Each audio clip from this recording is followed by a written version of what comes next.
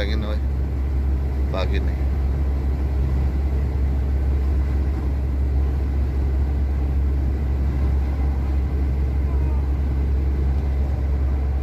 එන්න මේ වගේ තැන් වල නවත්තන්න කියලා තිබ්බට නවත්තන්න පුළුවන් කියලා තිබ්බට නවත්තන්න එපායි.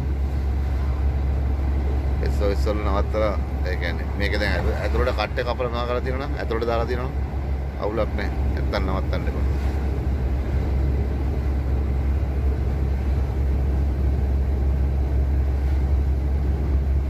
මේක ඕල් ටෙක් කරන්න බෑ 22.